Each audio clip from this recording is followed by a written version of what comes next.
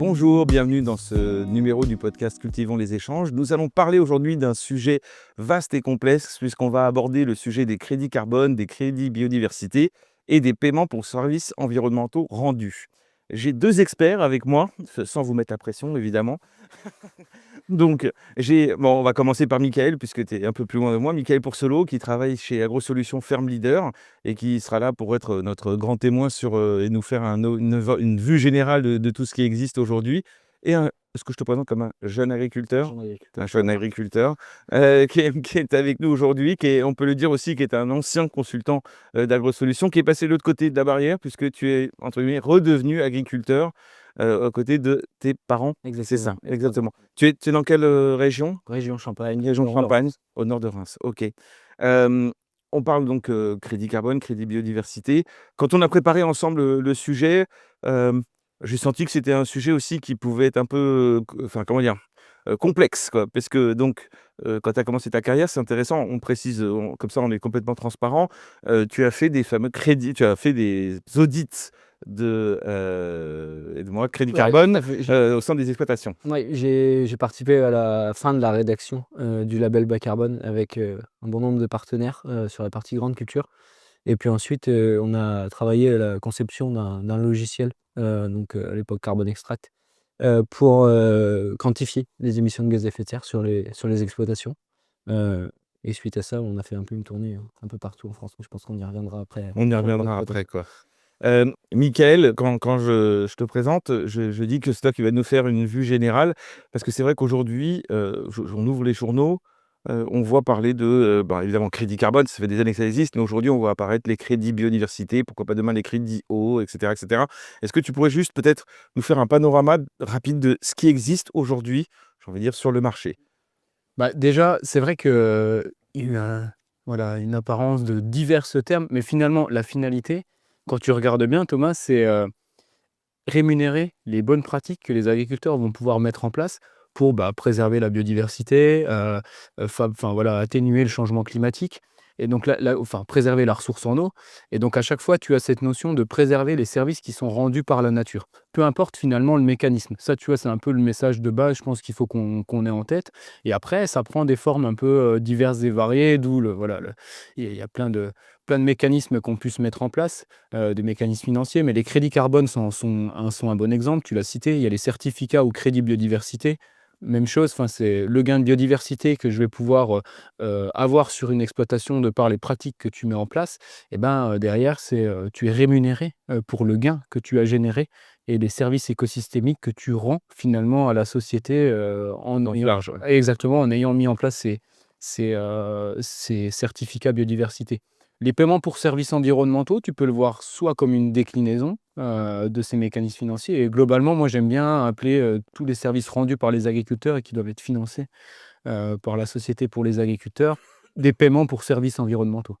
Tu as plein de mécanismes. Je sais qu'on travaille sur un projet européen. On travaille aussi sur des index assurantiels, sur des je vais retrouver le mot, mais c'était de la triple comptabilité. Enfin, ce genre de mécanisme, et finalement, à chaque fois, c'est pour soutenir financièrement l'agriculteur qui change ses pratiques, parce que ça a un coût, et l'aider à... Alors, ça tombe bien, Mika, parce juste à côté de nous, on a un agriculteur. Donc, on va se tourner vers Gauthier. La question est simple, elle est un peu provoque, parce que je le sais déjà, mais vu que tu avais travaillé sur ces crédits carbone et ces audits, est-ce que tu l'as fait quand tu as commencé sur ta ferme? Non. Ouais. Non, c'est un grand mot. Alors, en fait, bon, je vais revenir un petit peu sur l'histoire du périple, on va dire. Et en revenant donc à la ferme, après avoir fait une quarantaine de diagnostics carbone un peu partout en France, dans une bonne un grand nombre d'exploitations différentes, j'ai pas fait, on va dire, de bilan carbone complet sur mon exploitation, très précis. Je vais pas dire que j'ai pas mis de chiffres dans la calculette pour regarder ce qui se passait. C'est une nuance, mais voilà, j'ai pas fait le bilan en Formel. totalité, formel, pour diverses raisons. et je vais peut-être commencer par la première. C'est un gros mot, mais c'est la complexité. C'est-à-dire que, comme Mickaël l'évoquait, on parle de paiement pour services environnementaux, on parle de crédit carbone, on parle de prime filière. Enfin, il y a plein. Enfin, si on prend le sujet juste du carbone, on a plein de termes, on a plein de choses, ça fourmille dans tous les sens. Et c'est un peu compliqué parfois aussi pour un agriculteur de s'y retrouver, de savoir exactement qu'est-ce qu'il y a derrière chaque terme, derrière chaque je sais pas si on peut appeler ça filière, derrière chaque typologie de rémunération. Alors il y a différents systèmes. Donc les crédits carbone, c'est un engagement pluriannuel sur 5 ans. Et ça aujourd'hui, ça complexifie encore un petit peu plus cet engagement à mon sens, parce que sur nos exploitations, je trouve qu'on manque un peu de visibilité à court terme. On est dans un contexte économique qui est quand même tendu, il faut le dire, surtout, enfin, là je parle pour la typologie d'exploitation champagne, on va dire. Je parle pas pour la Mmh. généralité France, mais globalement, on est sur un contexte économique qui est tendu, et en fait, s'engager sur 5 ans, sur des pratiques, sur des cultures, sur des choix, c'est compliqué parce que, enfin, je vais prendre l'exemple de la betterave, de la filière aujourd'hui, la filière sucre. Aujourd'hui, c'est un grand sujet, mais est-ce que je cultiverai des betteraves encore dans 5 ans? Rien que ça, j'ai pas la réponse, et donc de là à m'engager dans une démarche globale, c'est compliqué. Et paradoxalement, je t'interromps, et paradoxalement, tu mets quand même en place, alors je déteste ce terme «bonne pratique» parce que c'est un C'est peu vrai comme le bon et le mauvais chasseur, quoi, voilà. ça Pas mais j'aime pas j'aime pas ce mot-là parce que ce serait dénigrer ce qu'ont fait, tes parents, tes grands-parents, tes arrière-grands-parents, et c'est pas ça le sujet. Mais et donc je reformule, c'est et pourtant, tu mets en place des pratiques qui aujourd'hui visent à améliorer ton impact et ou social et ou environnemental. Tout à fait. C'est pas Ah, non, mais antinomique. non, non, clairement, c'est pas parce qu'on n'est pas engagé dans une démarche globale d'exploitation, avec le label bas carbone, par exemple, qu'on ne met pas en place des pratiques. On fait, enfin, parallèlement, on travaille sur des filières, hein. Le colza durable, aujourd'hui, on nous demande de remplir des questionnaires pour commercialiser du colza durable. Enfin, voilà, on coche un certain nombre de cases. C'est des mécanismes qui sont différents, pas forcément aussi cumulables. Et puis, si on revient un petit peu sur les pratiques, bien entendu, oui, on met en place des pratiques aujourd'hui. Enfin, on on a tous, enfin, moi, je prends conscience aussi de l'importance des couverts, de ces choses-là, qui peuvent demain conduire à réduire le bilan émissions de gaz à effet de serre d'une exploitation. Le choix des engrais, mais en fait, il y a plein d'autres paramètres, et notamment les paramètres économiques, sociaux, qui viennent impacter, si on veut, ces choix.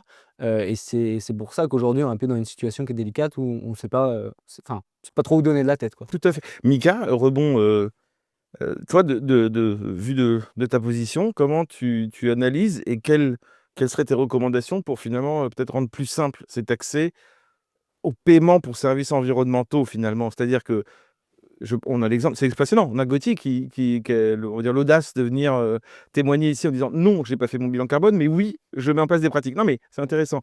Mika, toi et c'est plutôt maintenant, comment tu vois les choses pour que finalement on arrive à faire ce lien entre les 2, quoi, entre la complexité et la nécessité?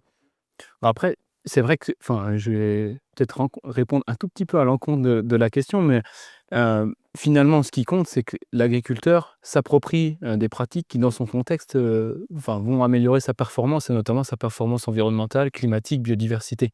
Et du coup, je prends l'exemple que tu citais, Gauthier, découvert. Gauthier peut très bien en mettre en place sur sa ferme, mais finalement ne pas se faire rémunérer pour avoir mis en place des couverts à partir du moment où il y trouve un intérêt d'un point de vue agronomique, économique, etc. Et du coup, enfin, tu as aussi, je pense, l'intérêt que l'agriculteur trouve dans certaines démarches, sans forcément rentrer dans les démarches, mais à s'inspirer de pratiques euh, que ces démarches peuvent proposer, ou d'autres agriculteurs, hein, tes voisins, etc.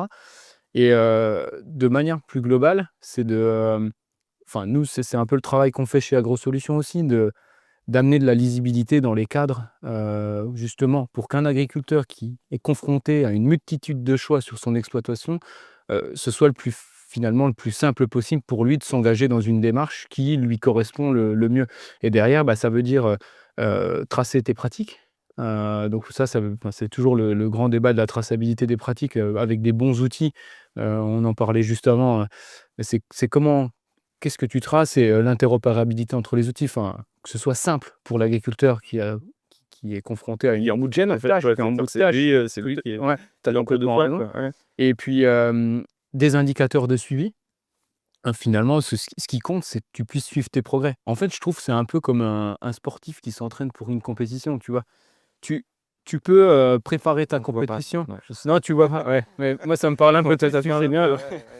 Mais c'est à peu près comme ça, parce que tu peux t'entraîner à l'aveugle et faire un bon coup, une bonne performance. C'est quand même mieux quand tu as bien préparé, donc tu traces tes pratiques, tu te prépares correctement, tu suis tes datas, avec des indicateurs qui te permettent de dire voilà mon état initial, voilà mon état actuel, parce que j'ai changé telle ou telle chose dans mon entraînement, j'ai changé telle ou telle chose sur ma ferme. Et derrière, tu peux mesurer concrètement quels sont tes progrès. Sur la partie biodiversité, tu as des indicateurs qui te permettent de le faire. Sur le volet émissions de gaz à effet de serre, c'est assez concret à faire, même si tu ne vas pas jusqu'à un bilan carbone poussé comme Gauthier. Et de suivre ta trajectoire, je pense que c'est aussi un bon moyen enfin, en tout cas, ça doit faire partie de ce cadre pour faciliter l'appropriation et derrière des financements. De toute façon, si tu ne traces pas ou si tu ne mesures pas, tu peux pas avoir de financement derrière, dans tous les cas. Outre le financement, un agriculteur, un chef d'exploitation ou autre, c'est aussi un chef d'entreprise aujourd'hui. Hem, mais ça est-ce que en termes de témoignage, non mais est-ce que les pratiques que tu mets, en place, les pratiques, dites plus vertueuses, est-ce que tu vois un impact positif avec, maintenant quelques années comment dire? D'expérience, sur le bilan, de la ferme quoi? Tout simplement quoi. Alors, c'est une grande question, oui, aujourd'hui, quand on fait un choix sur une pratique, quelle qu'elle soit, on prend en compte différents paramètres. Premièrement, la 1re chose pour une exploitation, c'est l'économie parce que, bah, sa finalité, c'est de gagner de l'argent. Enfin, il y a pas de secret, hein, pour exister, il faut gagner un peu d'argent. Il faut, prendre en compte le volet réglementaire, avec, comment je peux agir. Il faut prendre en compte, les conditions météo, qui nous permettent d'intervenir, de ne pas intervenir. Et après, une fois qu'on a pris tout ça en compte, on peut se dire: «Bah, OK, qu'est-ce qui est le mieux? Qu'est-ce pour l'environnement, qu'est-ce qui est le mieux? Est-ce qu'il faut que je fasse?» Et du coup, on a tellement de critères qu'aujourd'hui c'est difficile. Après, oui, il y a des pratiques sur lesquelles on est convaincu, sur le choix des engrais quand il fait sec, on sait très bien qu'il faut mieux utiliser une ammonitrate qu'une solution azotée. Enfin voilà, c'est des pratiques qui sont on le sait très bien. Mais voilà, après derrière, avant ça, il y a toutes les questions économiques, parce que, bah, comme c'est enfin, cette rém enfin, cette ce processus de rémunération de bonnes pratiques, pas forcément rentable sur chacune des pratiques, bah, on est enfin, on a un autre biais, un autre, angle d'attaque pour analyser, le faire, ne pas faire, quoi.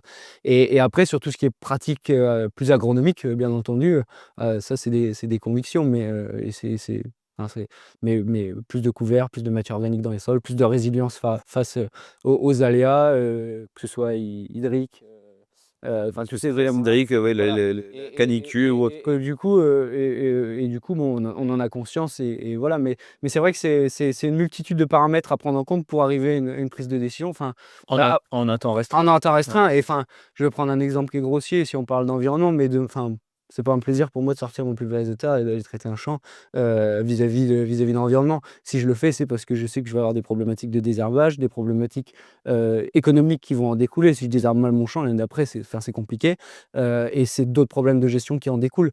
C'est pas par plaisir, ça me coûte, enfin voilà, et du coup, enfin, tous ces choix, ces multiparamètres et c'est en fait, c'est cette multiplicité de paramètres qui complexifie la prise de décision. Dans un monde idéal, pour que ce enfin, oui, oui, on peut se permettre de rêver. Dans un monde idéal, Michael, ce serait quoi, entre guillemets, le crédit enfin, quel crédit carbone idéal mettre en place pour qu'un agriculteur, demain comme Gauthier, puisse le mettre en place sur sa ferme et alors avoir des paiements pour services environnementaux ou juste vivre du fruit de son travail? Parce que c'est ça aussi, c'est l'équilibre entre les 2 quoi. Ouais. Bon, tu vas sûrement dire que je vois que l'aspect financier, mais aujourd'hui, les crédits carbone, enfin, ils rémunèrent pas forcément l'agriculteur à juste titre par rapport au surcoût, Ouais. que les pratiques peut-être un peu plus vertueuses vis-à-vis de l'environnement, lui demanderaient. Donc déjà, enfin, si tu me demandes un marché idéal, il faut que ça puisse, enfin, que le crédit carbone qui soit généré par l'agriculteur, il couvre en fait ses coûts, de base. Je pense que ce serait déjà un bon petit point là-dessus, quoi. Après je réfléchis, non, pour moi, c'est le principal point. Enfin, si je pouvais faire un vœu pieux, ce serait celui-là. Et quels sont, si on fait le parallèle, toi de ton côté, est-ce que tu attends justement quelque chose finalement de ceux qui sont, entre guillemets, je veux dire, allés à Paris pour faire aéro, qui prennent des... Regarde, je vais te donner un exemple concret. J'ai des copains ou des connaissances agriculteurs qui me disent je suis rentré en transition bas carbone. Je suis entré en transition bas carbone.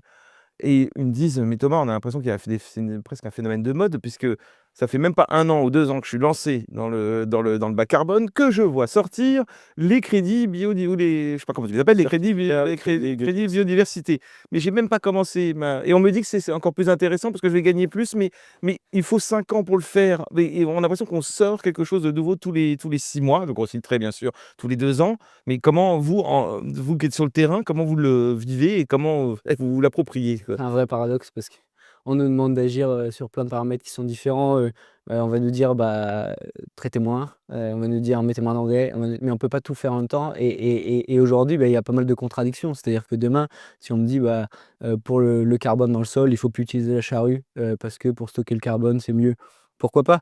Mais du coup, je vais utiliser des produits phyto parce que mon couvert, il faudra bien que je le détruise d'une façon ou d'une autre. Donc si c'est pas mécanique, c'est chimique. Mais en même temps, on me dit il faut pas trop traiter. Enfin bref, on accumule un petit peu des contradictions.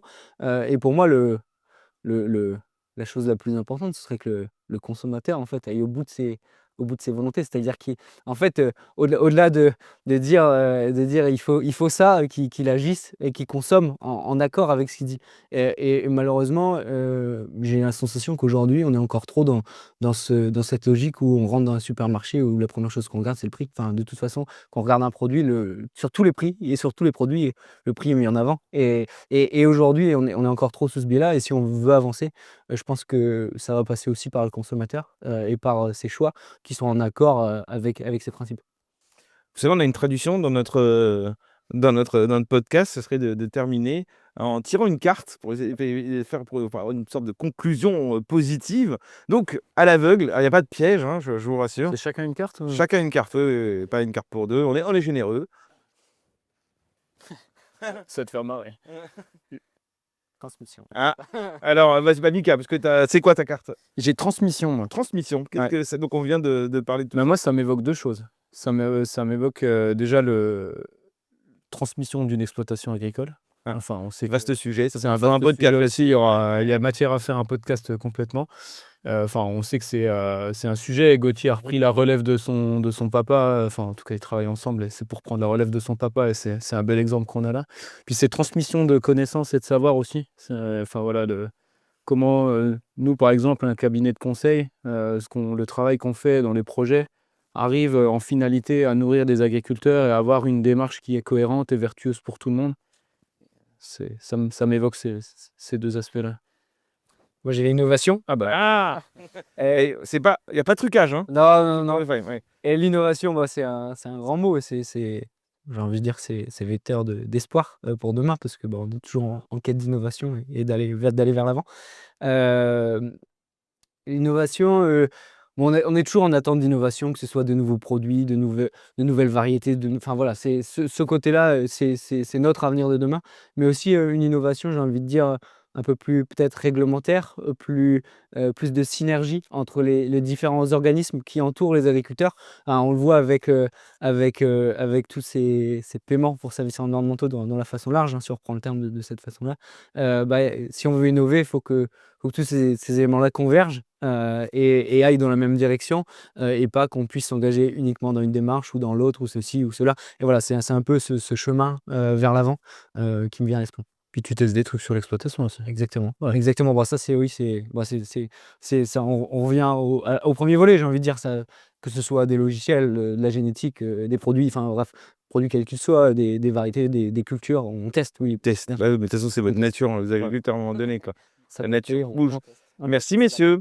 Merci. Thomas. À bientôt. Merci. Vous écoutez le podcast Cultivons les échanges proposé par InVivoAg. Ce podcast est à retrouver sur toutes vos plateformes d'écoute et sur YouTube.